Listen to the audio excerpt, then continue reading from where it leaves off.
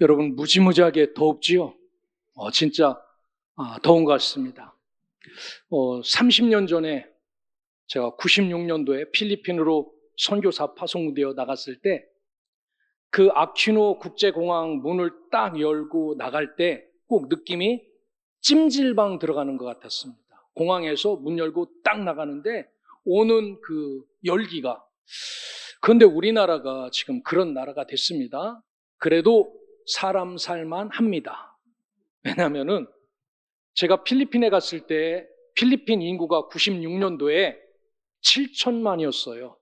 적습니까? 많습니까? 많지요. 7천만. 딱 30년이 지난 지금 필리핀 인구가 1억 2천만이 됐습니다. 우리나라 인구만큼 늘어났어요. 살만합니까? 더워도 못 삽니까? 잘 살 수 있습니다. 얼마나 좋았으면 30년 만에 우리나라 인구만큼 5천만 명이 늘어났을까요? 더워도 살 수 있습니다. 여기는 조금 있으면 찬바람 나요. 거기는 계속 뜨겁습니다. 그래도 잘 삽니다. 그러니까 불평하지 마시고 이것도 주의 은혜임을 기억하고 기쁨으로 걸어가시길 바랍니다. 오늘 주보를 보면서 우리 목사가 무슨 꿍꿍이 속이 있나라고 생각하시는 분들이 계실 겁니다. 꿍꿍이 속 있습니다. 오늘부터 우리가 예배할 추수감사 주일까지 교회 올해가 창립된 지 45년째입니다. 11월 15일 날 우리가 계속해서 복음 전도에 대한 말씀을 듣겠습니다. 왜냐하면은 우리 감리교회가 전체 한 6,500교회 정도가 됩니다. 근데 매년 통계를 내서 재정도, 교인 수도, 심지어 목사가 설교한 숫자까지 계산해서 통계표를 계산하지요. 그런데 기본적으로 그 통계표 조사에 의하면은 매년 10,000명 정도씩 감리교 교인이 줄어든다. 이것을 보고 그냥 잊어버릴 건가? 아니면 도전할 건가? 라고 회의해가지고 우리는 이 현실 앞에서 방관자가 되지 않고 도전한 교회가 되기로 결심하셔서 해서 2026년 우리 감리교회는 총력전도주의를 11월 달로 정했습니다. 모든 교회가 형편이 다르니까 이 한 달 동안 한 영혼이 아니면 한 교회가 한 영혼이라도 구원하면은 6,000명은 돌아올 것 아니냐. 그래서 우리가 합니다. 주제는 one soul입니다. 한 영혼이 한 영혼을 책임져서 전도하자라는 겁니다. 여러분, 왜 전도에 대한 말씀을 계속해서 드릴 거냐면요. 우리에게 숙제가 있습니다. 부담감이 있어야 됩니다.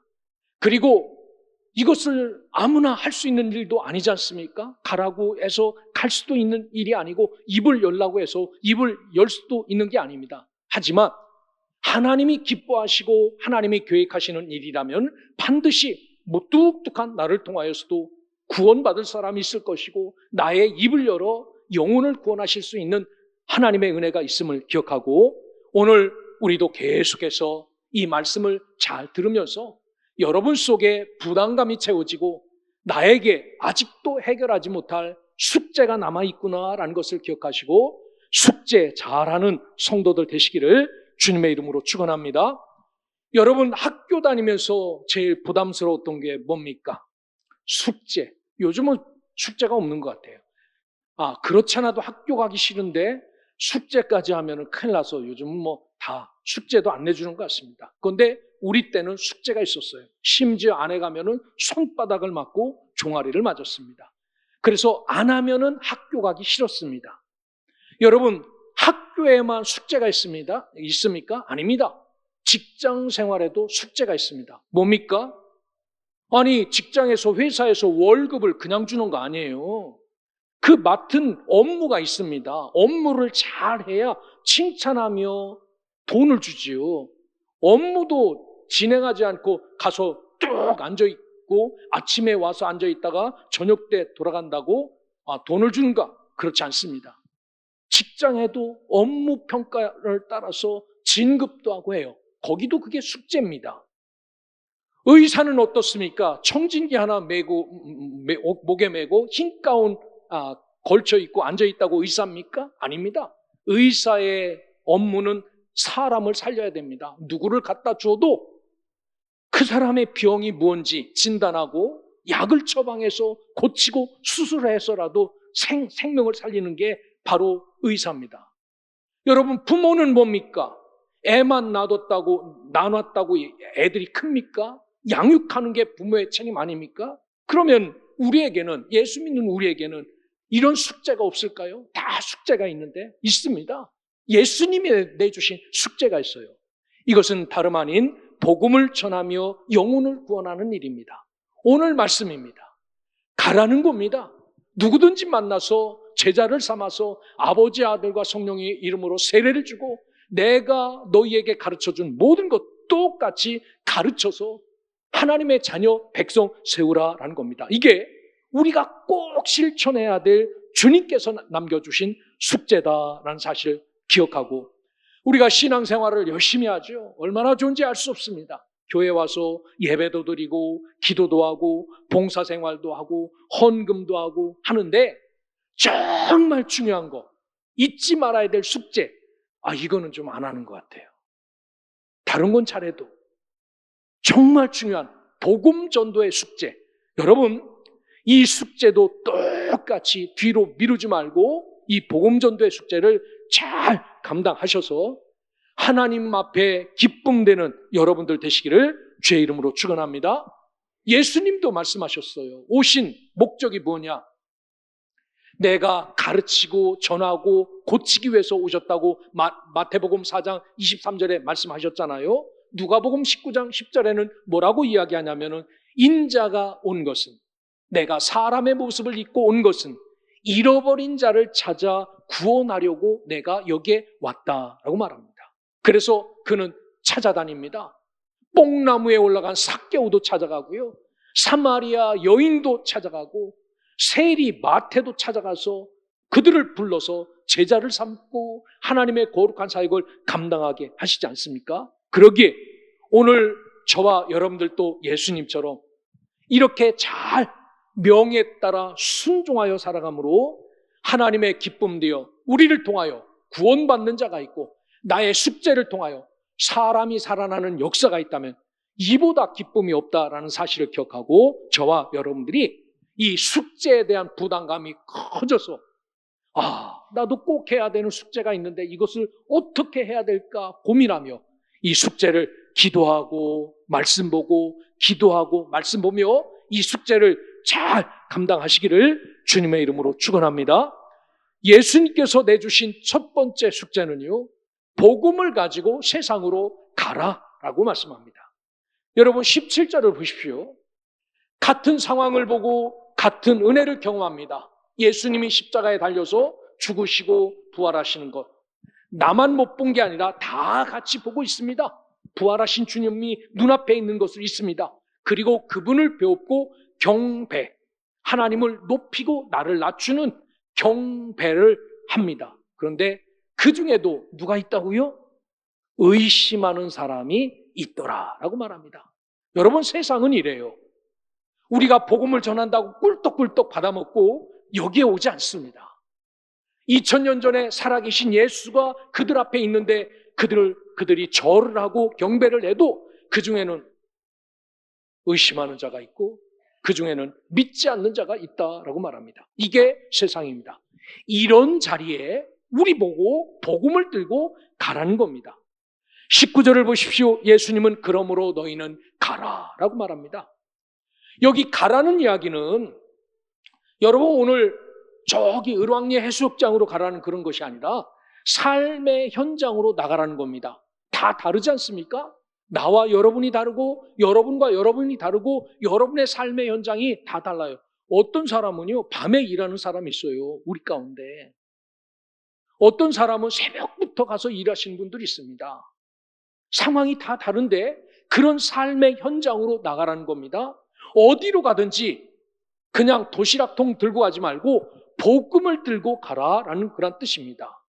그래서 우리는 보통 전도하고 선교해야 된다. 선교는 해외로 나가는 거고 전도는 국내인 걸로 알고 있는데 여러분 선교 우리나라 국어사전에 보면은 종교를 널리 전하여 펼치는 것이 선교입니다. 어쩌면 대명사입니다. 그 사람이 가서 복음을 전하는 게 전도입니다. 선교는 가는 거고 전도는 복음을 나누는 겁니다. 여러분, 직장에 가는 것도 선교하고 전도하러 가는 겁니다. 학교 가는 것도 그렇습니다. 직장에 갈 때 오늘은 어떤 놈을 만나서 내가 꼭 이놈에게 너 교회 가자. 옛날에 다녔잖아. 같이 가자라고 이렇게 정하고 가는 것. 학교에 가서도 여러분 학교에 안 가니까 시장에 가서도 내가 그 집 물건이 좀 비싸고 더럽지만 그 집 물건을 사주면서 주인어른 갑시다. 나하고 만난 지가 얼마나 됐어 하면서 그 시장에 가서 그 주인을 잘 구슬려서 교회로 이끌 수 있도록 그곳으로 가라는 겁니다. 여러분, 아파트에는 대문을 마주하고 사는 집들 있지 않습니까? 그 이웃집 만나는 것도 은혜인데 그들이 예수를 믿지 않으면 원수되어 싸움 일으키지 말고요. 복음 들고 그 집으로 가는 겁니다. 이게 선교하고 전도하는 것입니다.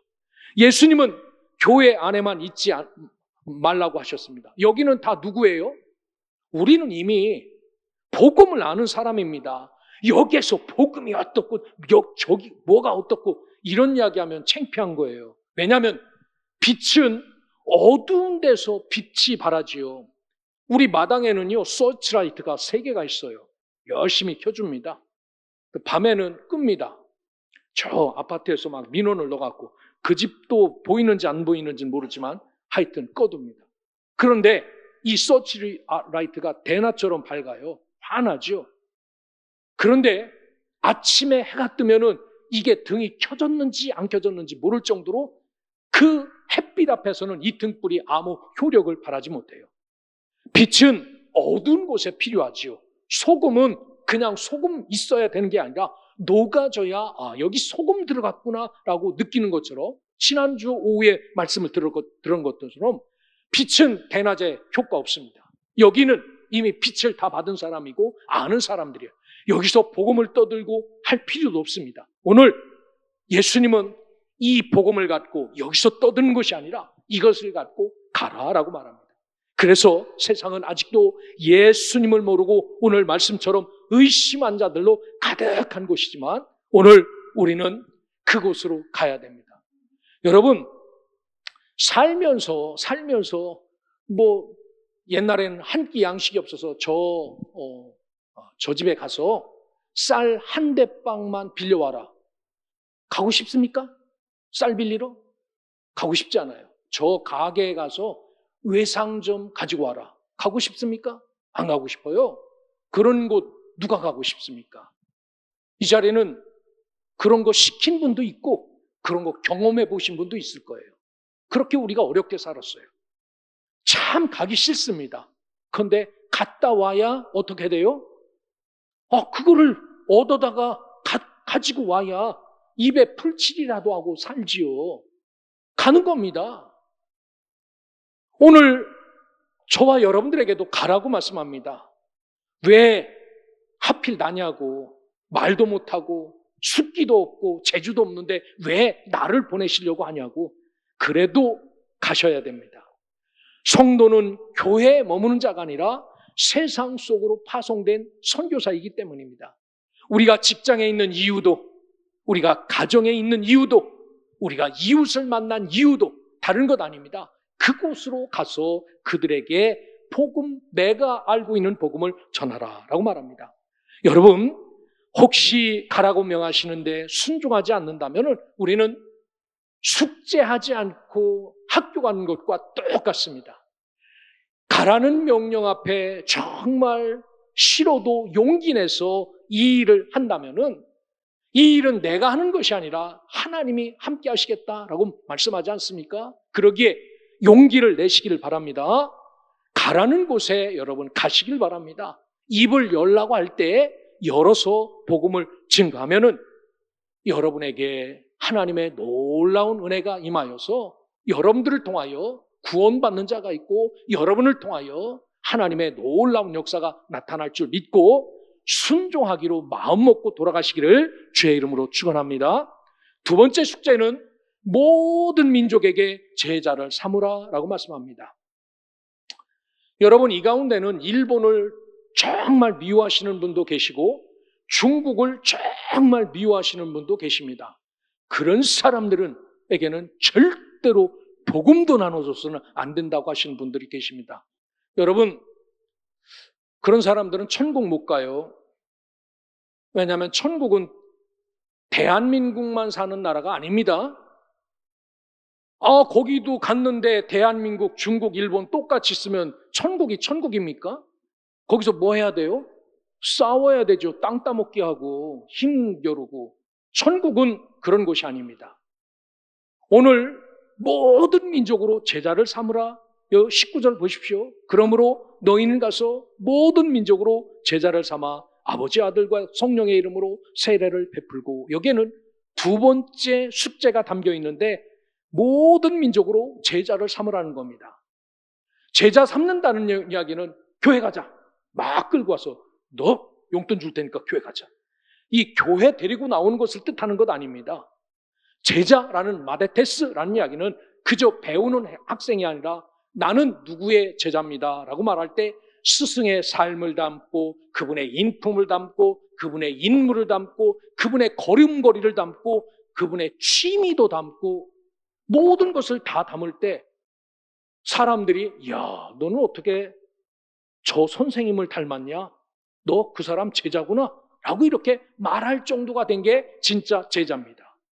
그러므로 제자로 삼으라는 이야기는요, 예수를 끌어다 놓고 너 교회에서 신앙생활하자라고 믿는 것으로 끝나는 것이 아니라 예수님을 닮아가는 사람으로 세우는 것, 이게 제자 삼는 것이다 라고 말해요. 예수님께서 공생의 3년간 하신 사역을 돌아보면요, 빵을 엄청나게 먹이셨습니다. 어떤 때는 한 5,000명씩 빵을 먹였어요. 그런데 이 사람들 빵 먹고 다 집에 갔어요. 다시 돌아오지 않았습니다. 예수님께서 엄청나게 고쳐주셨습니다. 여러분, 아프다가 고침받은 분들은 느낄 겁니다. 아플 때는 어떤 생각이 듭니까? 하나님이 내 병만 고쳐주면 오늘부터 나는 목숨 걸고 교회에서 살 거다. 오늘부터 하나님이 하는 대로 다 할 거다. 이 병만 고쳐주시면. 그런데 진짜 고쳐주시면 여러분, 화장실 들어갈 때는 급하지만 나오면은 생각이 지워집니다. 병 고침 받은 사람도 다 뿔뿔이 떠나갑니다. 오늘 이런 상황 속에서 왜 예수님 그렇게 12명을 세우는 일에 목숨을 거셨을까? 다른 것 아닙니다.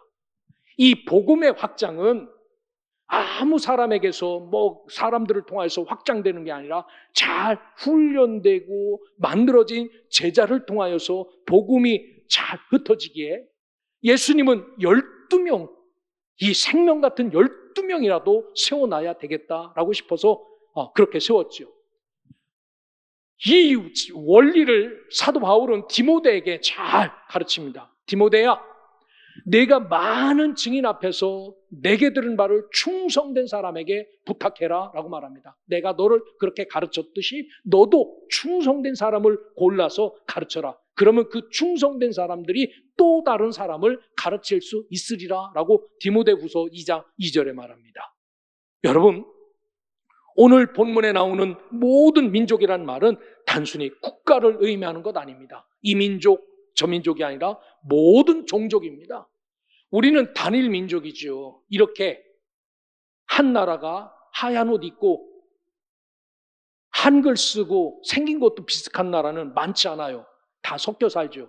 이제는 우리는 단일 민족이 되지 않았습니다. 이제는 그 말을 꺼낼 수도 없는 그런 상황이 있어요. 여기 보면 모든 종족, 언어, 문화권의 사람들을 의미합니다.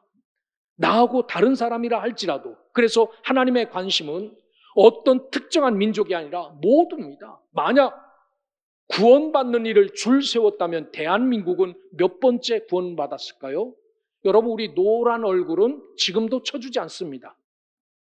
우리는 줄 세워놓고 하나님이 구원했다면요, 우리는 끄트머리였을 겁니다.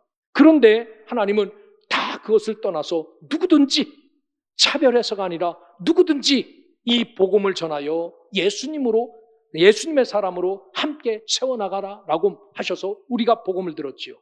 그래서 우리도 똑같이 차별 없이 그렇게 복음을 전하여서 이 숙제를 잘 하시기를 주의 이름으로 축원합니다.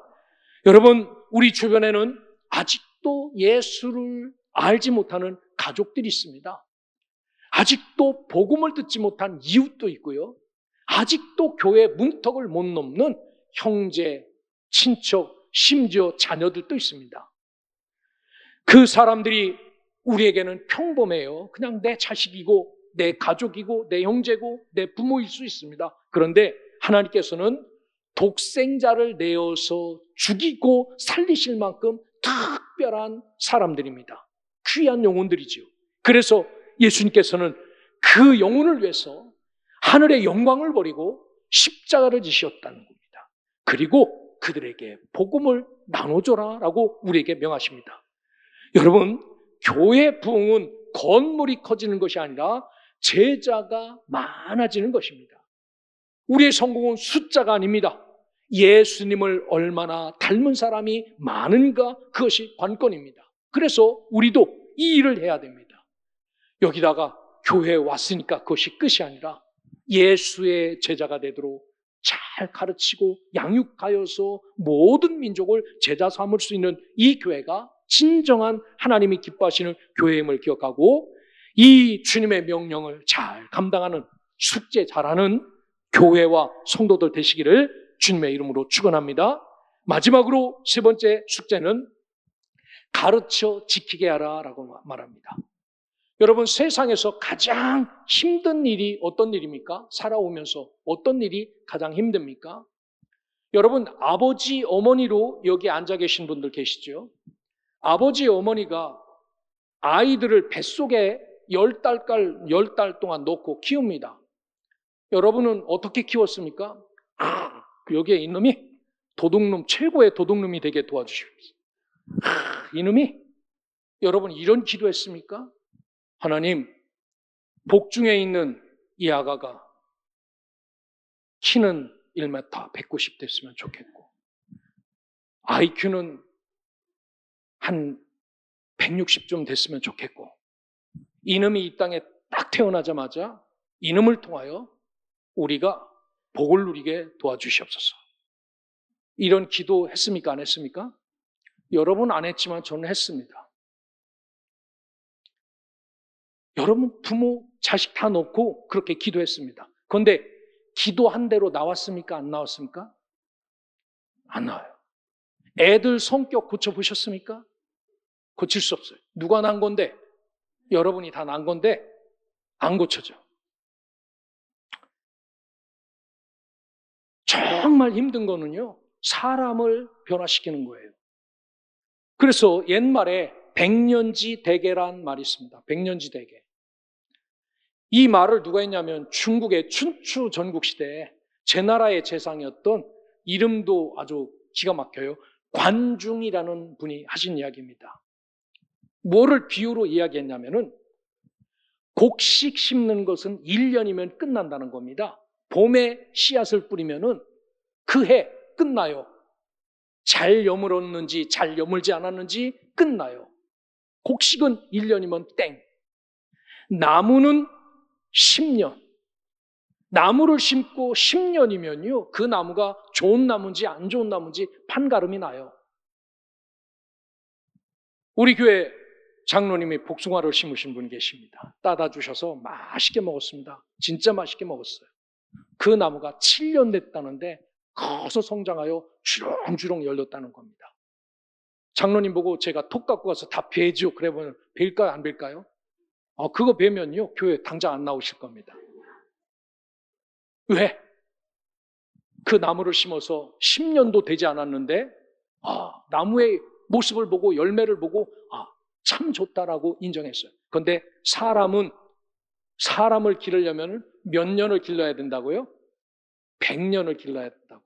그러니까 여러분 다 아가예요, 아가. 아직 100년 산 사람도 없고 100년 동안 배운 사람도 없기 때문에.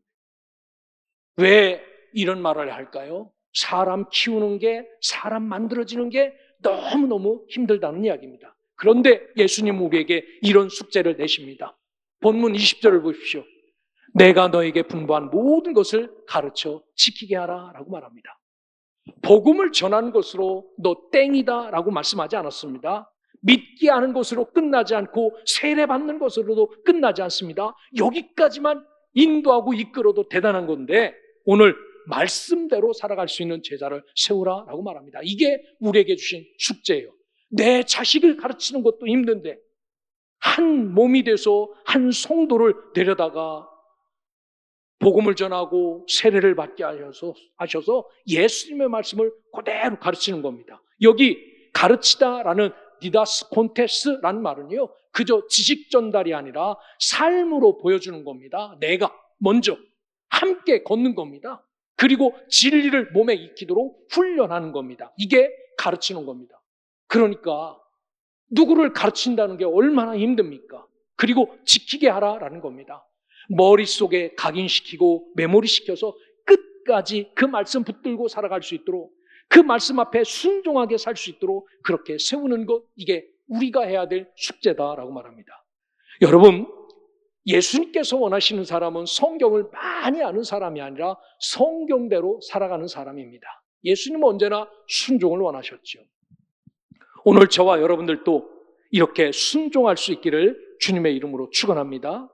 오늘 우리는 이렇게 말씀하시면은, 하나님, 나는 말도 어눌하고 누구를 만나서 부끄러워서 입 한 번 뻥끗 못하는데 어떻게 나보고 가서 사람들을 복음 전도하여서 주님의 말씀을 다 가르쳐 지키게 하라고, 이게 웬 말씀입니까? 라고 하지만 여러분, 오늘 우리에게 나 혼자 가서 나의 멋대로 하라고 말씀하시는 것 아닙니다. 오늘 성경은 우리에게 분명히 말씀하세요. 누가 함께 하시겠다고 말씀하십니까? 마지막 절에 보면 우리 주님이 우리와 함께 하시기 때문에 우리가 하는 것 아니라 우리가 그분의 명령에 동의하고 그분의 숙제에 예, 내가 하겠습니다 라고 하고 기도한다면 때가 되어 하나님이 우리가 기도하는 그 사람에게 밤에 딱 나타나서 너 누가 왔을 때 문 열고 교회가 그래야 산다. 이렇게 꿈에라도 말씀을 해주시고 역사해 주시겠다라고 하는 겁니다. 그러기에 우리는 숙제 내가 하겠습니다라고 그렇게 결심하고 나서라라고 말합니다.